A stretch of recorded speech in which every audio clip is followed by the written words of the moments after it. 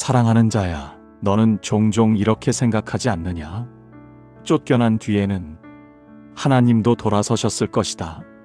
심판이 내려진 뒤에는 더 이상 손길이 없었을 것이다. 그러나 성경은 그렇게 시작하지 않는다. 에덴의 문이 닫히기 전 가장 먼저 기록된 장면은 추방이 아니라 하나님의 손이다. 기록된 바를 보아라. 여호와 하나님이 아담과 그의 아내를 위하여 가죽옷을 지어 입히시니라. 창세기 3장 21절. 사랑하는 자야, 이 장면을 너는 너무 쉽게 지나쳤다. 하나님은 말씀으로만 역사하시는 분이 아니다. 그분은 직접 손을 움직이신다. 죄를 지은 인간 앞에서 하나님이 처음 하신 일은 꾸짖음이 아니었고 설교도 아니었으며 추가적인 명령도 아니었다.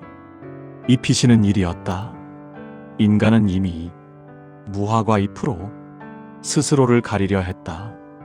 부끄러움을 숨기기 위해, 수치를 처리하기 위해 자기 나름의 방식으로 문제를 해결하려 했다. 그러나 사랑하는 자야, 그 시도는 결코 오래가지 못했다. 인간이 만든 덮음은 언제나 얇고 언제나 임시적이며 언제나 스스로를 더 의식하게 만든다. 그래서 나는 너희를 그 상태로 내보내지 않았다. 나는 너희의 수치를 보았고 너희의 두려움을 보았고 너희가 얼마나 연약해졌는지를 이미 알고 있었다. 그래서 가죽옷을 지어 입혔다. 사랑하는 자야, 이 장면에는 한 가지 분명한 메시지가 있다. 하나님은 죄를 가볍게 여기지 않으시지만 죄 지은 인간을 벌거벗긴 채로 세상에 내보내지도 않으신다. 심판은 있었지만 방치는 없었다. 경계는 세워졌지만 관계는 끊기지 않았다. 에덴의 중심에서 멀어지게 하셨지만 하나님의 손길에서는 밀어내지 않으셨다. 이것이 너희가 반드시 기억해야 할 첫 장면이다. 사랑하는 자야, 너희 인생에도 에덴을 잃은 것 같은 순간이 있다. 실수했고 무너졌고 되돌릴 수 없다고 느끼는 지점. 그러나 그 자리에서 하나님은 사라지지 않으신다. 오히려 더 가까이 오신다. 그리고 이렇게 말씀하신다. 너를 내보내기 전에 먼저 덮겠다. 내가 세상과 마주하기 전에 먼저 입히겠다. 그러므로 이 이야기는 추방의 이야기로 시작되지 않는다. 은혜의 손길로 시작된다. 사랑하는 자야, 죄를 지은 직후 인간이 가장 먼저 한 일은 도망이 아니었다. 기도도 아니었고 회개도 아니었다. 가리려는 시도였다. 기록된 바를 보아라. 이에 그들의 눈이 밝아져 자기들이 벗은 줄을 알고 무화과 나무 잎을 엮어 치마로 삼았더라. 창세기 3장 7절. 사랑하는 자야, 이 장면은 너희의 모습과 닮아 있다. 죄를 깨달은 인간은 먼저 하나님을 찾지 않았다. 대신 스스로를 처리하려 했다. 부끄러움을 자기 방식으로 덮고 수치를 자기 노력으로 감추고 문제를 자기 판단으로 해결하려 했다. 그러나 그 덮음은 너무 얇았다. 무화과 잎은 시간이 지나면 마르고 움직이면 찢어지고 조금만 빛이 비치면 다시 드러난다. 사랑하는 자야, 인간이 만든 덮음은 항상 그렇다. 겉으로는 괜찮아 보이지만 속에서는 계속 불안하다. 그래서 너희는 더 많은 잎을 엮고 더 두껍게 숨기고 더 애써 괜찮은 척한다. 그러나 나는 그 모습을 그대로 두지 않았다. 같은 장의 끝에서 나는 이렇게 기록하게 했다. 여호와 하나님이 아담과 그의 아내를 위하여 가죽옷을 지어 입히시니라. 창세기 3장 21절. 사랑하는 자야, 잘 보아라. 인간은 엮었고 하나님은 지으셨다. 인간은 급히 가렸고 하나님은 정성스럽게 입혔다.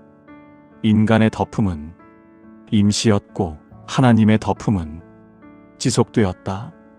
이 차이가 은혜다. 사랑하는 자야, 나는 너희를 벌거벗긴 채로 세상에 내보내지 않았다. 죄의 결과를 스스로 감당하라고 내버려 두지 않았다. 나는 너희의 수치를 내 손으로 다루었다. 너희가 가장 숨기고 싶은 부분을 내가 먼저 보았고 가장 연약해진 순간에 내가 먼저 가까이 갔다. 이것이 하나님의 방식이다. 너희는 늘 이렇게 생각한다. 더 괜찮아진 뒤에 하나님께 가야지. 좀 정리하고 나서 말씀 앞에 서야지. 그러나 하나님은 그 반대다. 가리지 못한 채로 있을 때 하나님은 이미 덮을 준비를 하고 계셨다. 사랑하는 자야, 가죽옷은 단순한 옷이 아니다.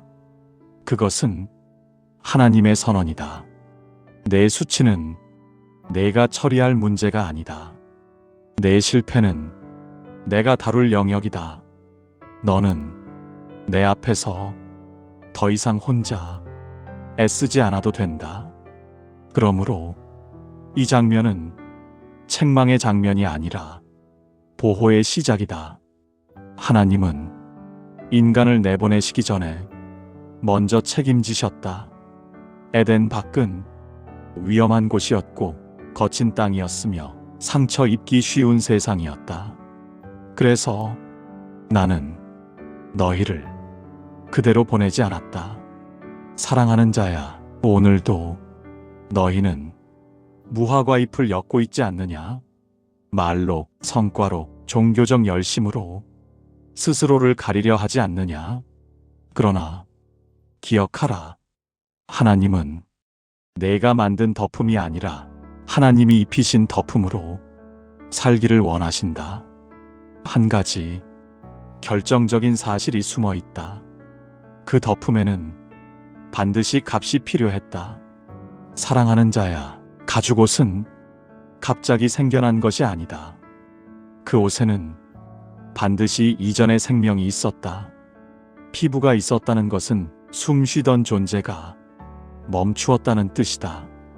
성경은 그 과정을 자세히 기록하지 않는다. 그러나 침묵 속에 분명한 사실 하나를 남겨둔다. 덮음에는 반드시 대가가 따른다. 인간이 엮은 무화과 잎에는 아무 비용도 들지 않았다. 그러나 그 덮음은 아무 문제도 해결하지 못했다. 하나님이 지으신 가죽옷에는 값이 필요했다. 그 값은 인간이 치르지 않았다. 사랑하는 자야, 이 장면에서 너희가 종종 놓치는 것이 있다. 하나님은 죄의 결과를 사라지게 하지 않으셨다. 대신 그 결과를 다른 자리로 옮기셨다. 인간이 감당해야 할 무게를 하나님이 준비하신 방식으로 처리하셨다. 이것이 은혜의 첫 형태다. 은혜는 아무 일도 없었던 것처럼 넘어가는 것이 아니다. 은혜는 값을 치르되 그 값을 죄 지은 자에게 지우지 않는 것이다. 사랑하는 자야, 이 구조는 여기서 멈추지 않는다. 이후로 성경 곳곳에서 같은 패턴이 반복된다. 피 흘림 없는 제사는 없고 덮음 없는 죄 사함은 없으며 대신 흘려진 생명이 언제나 중심에 놓인다. 이 모든 흐름은 이미 에덴에서 시작되었다. 너희는 종종 이렇게 말한다. 하나님은 너무 엄격하신 것 아닙니까? 왜 꼭 이런 방식이어야 합니까?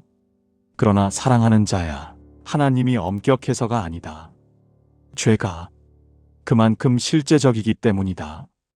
죄는 개념이 아니라 관계를 찢는 힘이고, 감정이 아니라 생명을 깎아내리는 현실이다.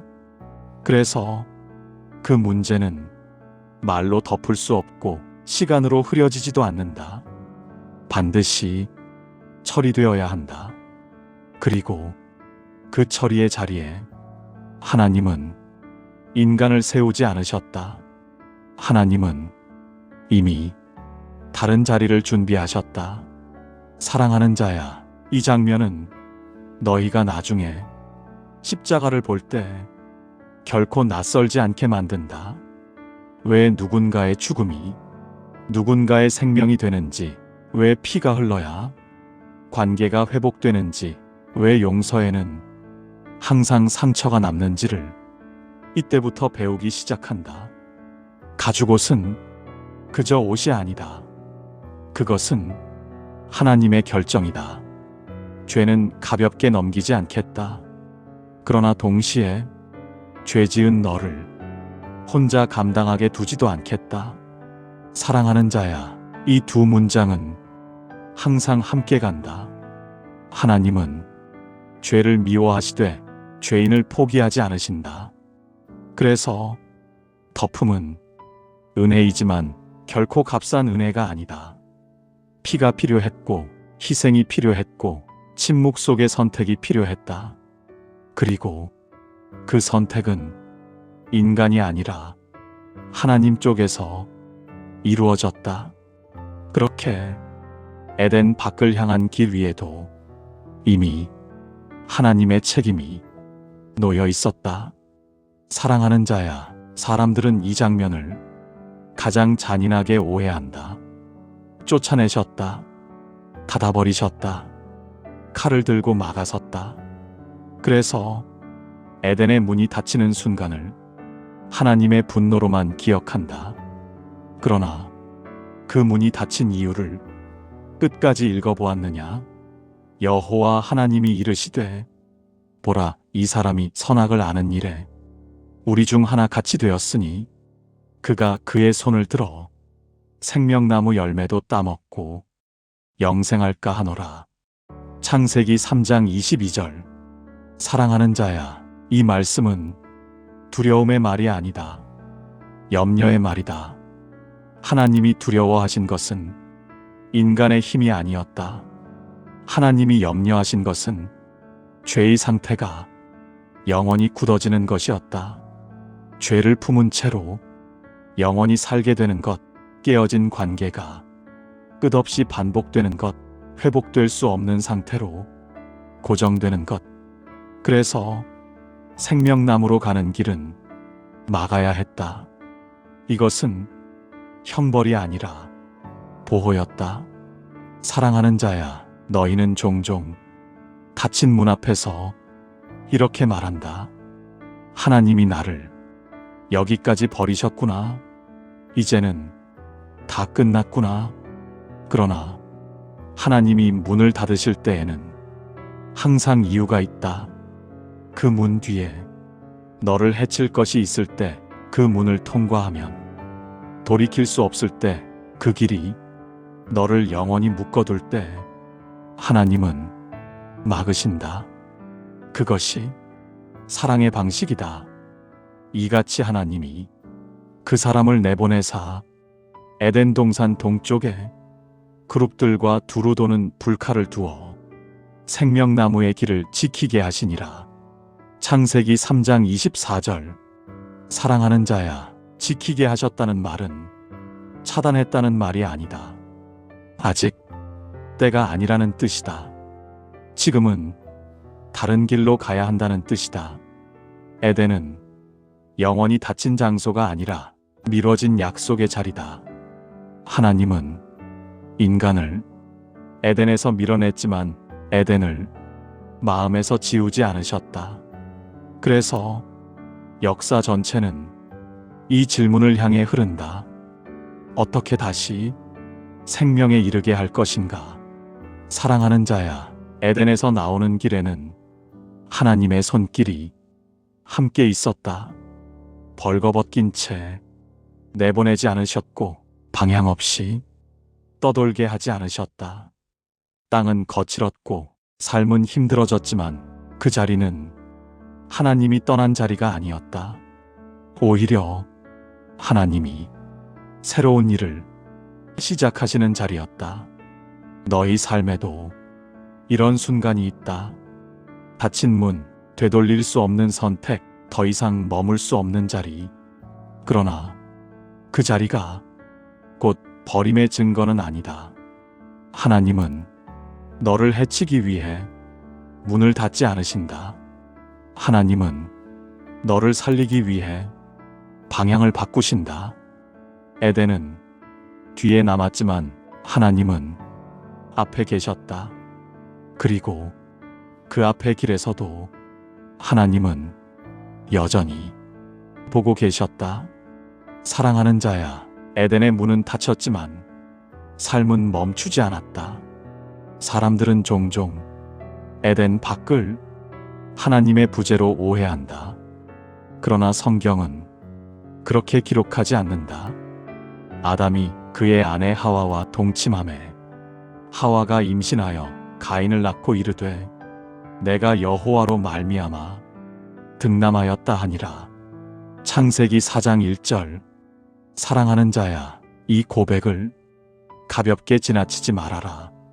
에덴에서 쫓겨난 직후 고통과 땀과 가시덤불이 예고된 그 자리에서 하와는 이렇게 말한다. 여호와로 말미암아 득남하였다.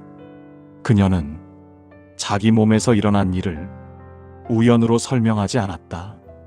환경의 결과로도 말하지 않았다. 하나님의 이름을 그 자리에서 불렀다. 사랑하는 자야, 이것이 중요한 이유는 하나다. 에덴 밖에서도 하나님은 여전히 삶의 주권자로 인식되고 있었다. 하나님은 에덴에만 계셨던 분이 아니다. 동산 안에서만 일하시는 분도 아니다. 하나님은 밖에서도 생명을 여신다. 땅은 저주받았고 삶은 더디고 출산은 고통스러워졌지만 그 모든 조건 위에서도 하나님은 일하고 계셨다. 사랑하는 자야, 너희는 종종 이렇게 말한다. 이제는 하나님이 일하시기에는 너무 멀리 와버렸습니다. 이미 너무 많이 어긋났습니다. 그러나 성경은 다른 이야기를 한다. 에덴에서 멀어졌다고 해서 하나님에게서 멀어진 것은 아니다. 환경이 바뀌었다고 해서 관계가 사라진 것도 아니다. 하나님은 너희의 자리가 바뀌어도 역사의 자리에서 물러나지 않으신다. 사랑하는 자야, 이 장면에는 또 하나의 사실이 숨어 있다. 하나님은 에덴 밖에서 침묵하지 않으셨다. 이후의 이야기에서 하나님은 계속 말씀하신다. 계속 보신다. 계속 반응하신다. 제사를 받으시고 마음을 살피시고 분노를 다루시고 죄를 경고하신다. 에덴 밖은 하나님의 관심이 줄어든 공간이 아니다. 오히려 하나님의 개입이 더 구체적으로 드러나는 자리다. 사랑하는 자야, 너희의 인생에도 에덴 밖 같은 시간이 있다. 익숙했던 질서가 무너지고 보호받고 있다고 느꼈던 감각이 사라지고 모든 것이 스스로 감당해야 할 것처럼 느껴지는 시기. 그러나 그 자리에서도 하나님은 여전히 보고 계신다. 생명이 태어나는 자리, 눈물이 흐르는 자리, 하루를 버텨내는 자리에서 하나님은 물러나 계시지 않는다. 하와의 고백은 이 사실을 증언한다. 여호와로 말미암아 에덴 밖의 삶도 하나님으로 말미암아 이어지고 있었다. 그리고 그 하나님은 다음 장면에서도 인간을 그냥 두지 않으신다. 사랑하는 자야, 에덴 밖의 삶이 이어지자 인간은 다시 하나님 앞에 섰다. 이번에는 동산이 아니라 제단 앞에 서였다.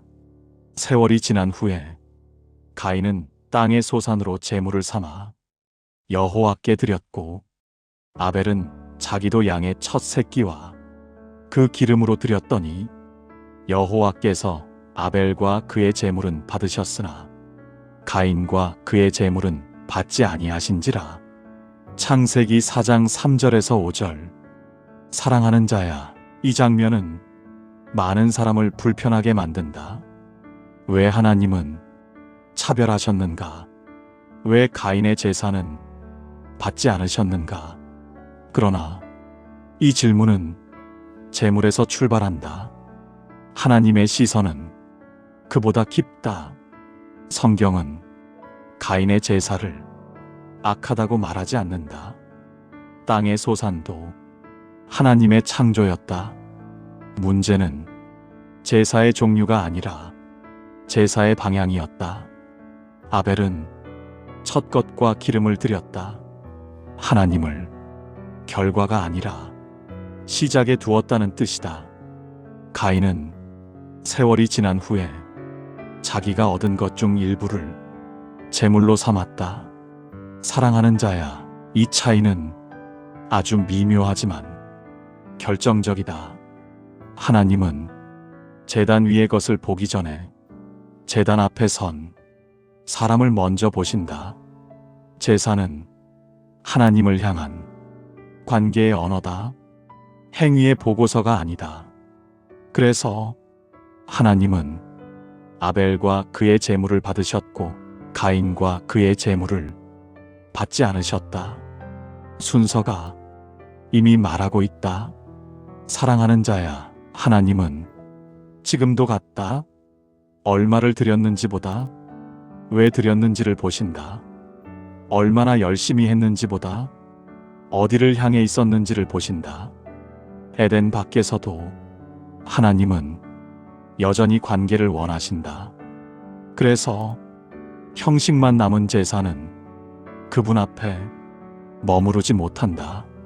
사랑하는 자야, 이 장면에서 가장 중요한 사실은 하나 더 있다. 하나님은 가인을 버리지 않으셨다. 제사를 받지 않으신 것이 관계를 끊으신 것은 아니다. 침묵으로 돌아서신 것도 아니다. 오히려 가인의 마음이 무너지는 것을 지켜보고 계셨다. 하나님은 거절로 끝내지 않으신다. 거절 뒤에 말씀을 준비하신다. 이제 가인의 얼굴이 변하기 시작하고 마음이 어두워지기 시작한다. 그리고 그 지점에서 하나님은 다시 한번 입을 여신다. 그분은 제물을 받지 않으셨지만 사람을 포기하지 않으셨다. 그 다음에 어떤 말을 하셨는지는 아주 중요하다. 그 말은 분노를 다루는 하나님의 방식이기 때문이다. 사랑하는 자야, 제사가 받아들여지지 않았을 때 가인의 마음에는 즉시 무언가가 일어났다. 성경은 그 변화를 숨기지 않는다. 가인이 몹시 분하여 안색이 변하니. 창세기 4장 5절. 사랑하는 자야, 분노는 갑자기 튀어나오는 감정이 아니다. 그것은 마음 깊은 곳에서 이미 오래 쌓여 있던 생각의 결과다. 비교, 억울함, 인정받고 싶다는 갈망, 그리고 거절당했다는 느낌. 이 모든 것이 한꺼번에 올라올 때 사람의 얼굴은 가장 먼저 변한다. 그러나 그 순간에도 하나님은 침묵하지 않으셨다.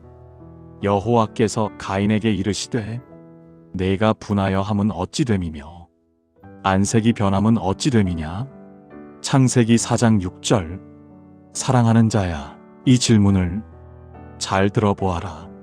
하나님은 가인을 꾸짖지 않으셨다. 화를 내지도 않으셨다. 즉시 벌을 내리지도 않으셨다. 대신 마음을 묻는다. 왜 그렇게 되었느냐? 이것은 행동을 묻는 질문이 아니다. 감정을 추궁하는 말도 아니다. 가인의 마음이 어디로 흘러가고 있는지를 스스로 보게 하려는 초대다. 사랑하는 자야, 이것이 하나님의 방식이다. 하나님은 죄를 짓기 전에 먼저 말씀하신다. 행동보다 앞서 마음을 다루신다.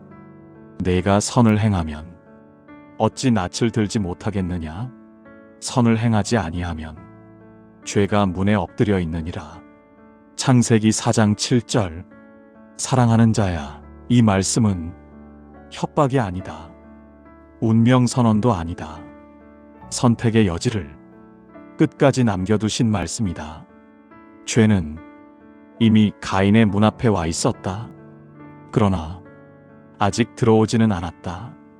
문을 열지 않을 수도 있었고 돌아서서 다른 길을 선택할 수도 있었다. 하나님은 그 가능성을 끝까지 열어두셨다. 너는 그 죄를 다스릴지니라.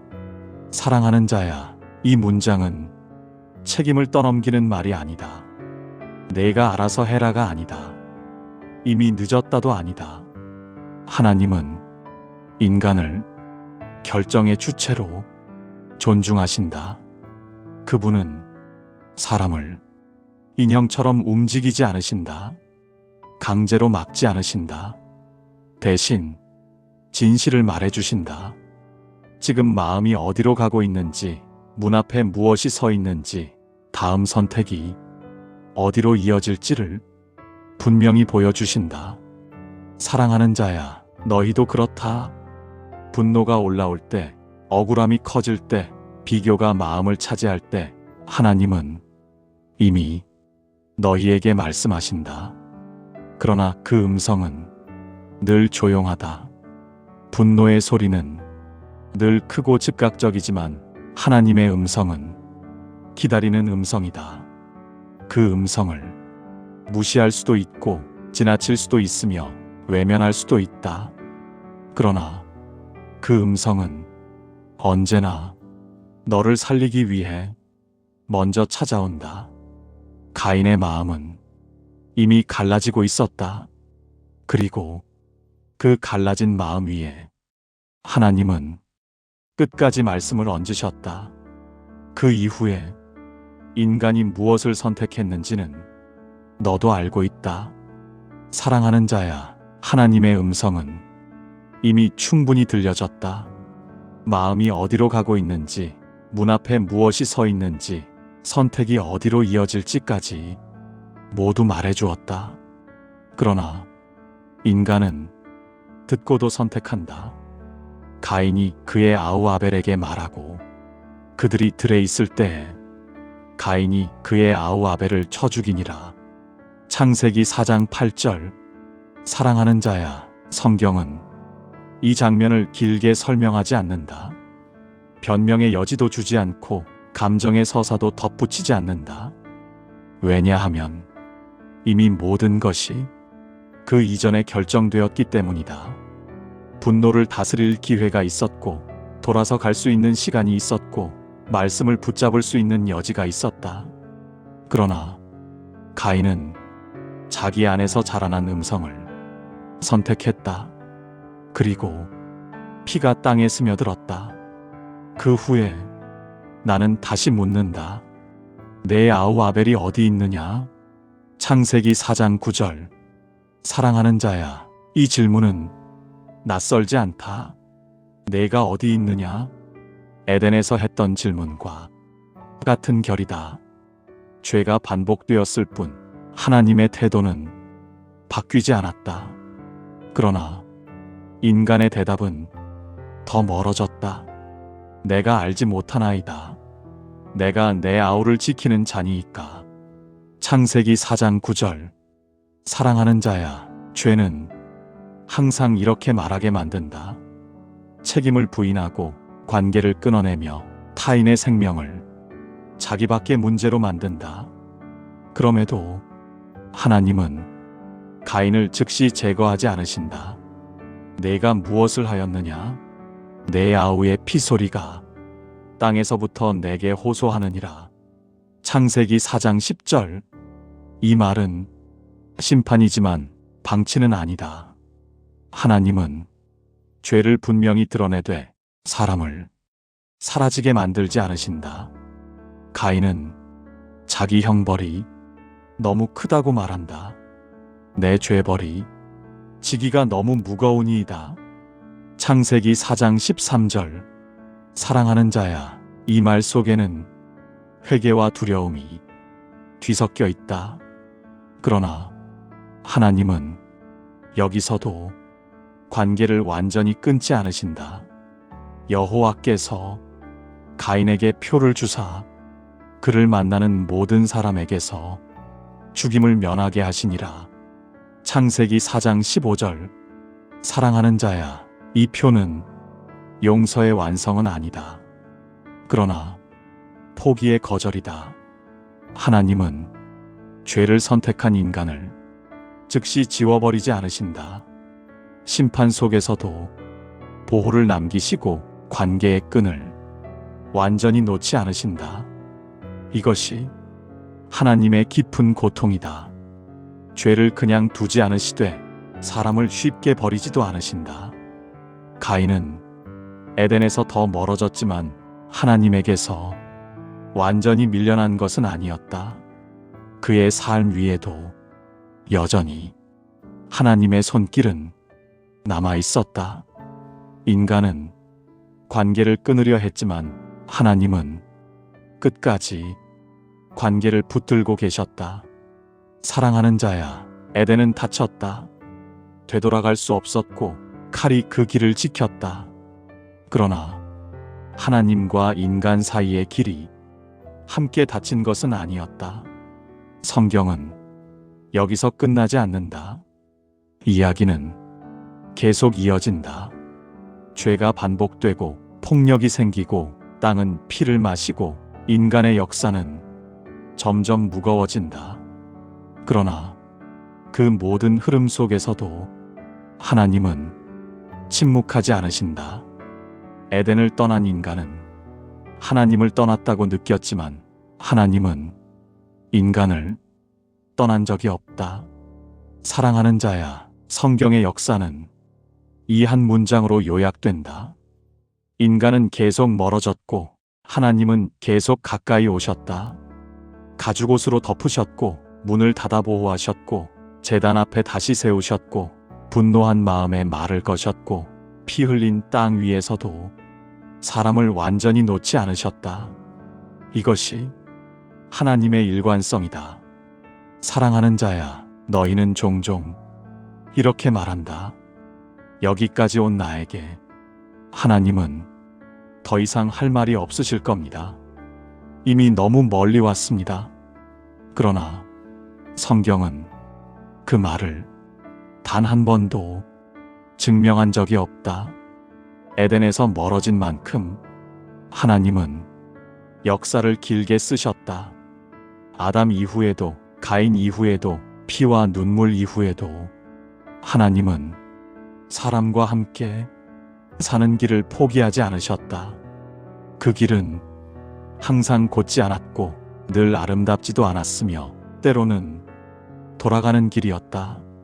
그러나 그 길 위에는 언제나 하나님의 책임이 놓여 있었다. 사랑하는 자야, 너희 인생에도 에덴을 잃었다고 느끼는 순간이 있다. 되돌릴 수 없는 선택, 닫혀버린 문, 다시는 예전으로 돌아갈 수 없다는 깨달음. 그러나 그 자리에서 하나님은 말씀하신다. 여기서도 나는 너와 함께 걷겠다. 이 자리에서도 나는 길을 만들겠다. 에덴은 닫혔지만 하나님은 역사 안으로 들어오셨다. 그리고 그 길의 끝에서 마침내 사람의 몸을 입고 너희 곁에 서셨다. 그때까지 하나님은 포기하지 않으셨다. 그러므로 오늘 이 말씀 앞에서 이것 하나만은 기억하라. 내가 어디에 있든 하나님은 함께 사는 길을 이미 준비하고 계셨다. 그 길은 너를 벌거벗긴 채 내버려 두지 않고 너를 혼자 남겨두지 않으며 끝까지 함께 걷는 길이다. 사랑하는 자야, 에덴은 다쳤지만 하나님의 손은 아직 다치지 않았다. 그 손은 오늘도 너를 향해 열려 있다. 사랑하는 자야, 우리는 에덴을 지나 밖으로 나왔다. 수치는 가려졌고 문은 닫혔고 땅은 거칠어졌으며 마음은 복잡해졌다. 그러나 이 모든 이야기 속에서 한 가지는 끝내 사라지지 않았다. 하나님은 인간과 함께 사는 길을 포기하지 않으셨다. 가죽옷으로 덮으셨고 닫힌 문으로 보호하셨고 제단 앞에 다시 세우셨으며 분노한 마음에 먼저 말을 거셨다. 피가 땅에 스며든 자리에서도 사람을 지우지 않으셨고 심판 속에서도 관계를 끊지 않으셨다. 사랑하는 자야, 너희는 종종 하나님을 떠났다고 말한다.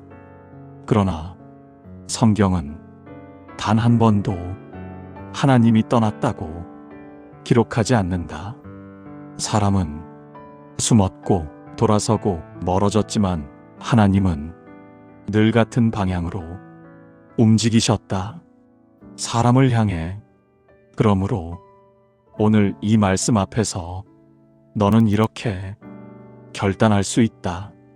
수치를 혼자 처리하지 않겠다고, 분노를 혼자 끌어안지 않겠다고, 닫힌 문 앞에서 하나님이 사라졌다고 결론 내리지 않겠다고, 그리고 이렇게 고백해도 된다. 주님, 저는 에덴 밖에 서 있습니다. 그러면 나는 이렇게 말하겠다. 그래도 나는 너와 함께 여기서 걷겠다. 사랑하는 자야, 함께 사는 길은 늘 쉬운 길은 아니었다. 그러나 그 길에는 언제나 하나님의 책임이 놓여 있었다. 그리고 그 책임은 마침내 사람의 몸을 입고 너희 곁에 서는 데까지 이르렀다. 그러므로 오늘 이 자리에서 숨지 말아라. 에덴을 잃었다고 해서 하나님을 잃은 것은 아니다. 하나님은 여전히 너와 함께 사는 길을 열어두셨다. 그 길 위에 지금도 너를 기다리고 계신다. 이 말씀이 오늘 당신의 하루의 작은 위로가 되었다면 구독과 좋아요로 이 여정에 함께 해주세요. 말씀이 오다는 내일도 예수님의 말씀으로 당신을 찾아뵙겠습니다. 예수님의 말씀으로 당신을 기다리고 있겠습니다. 감사합니다.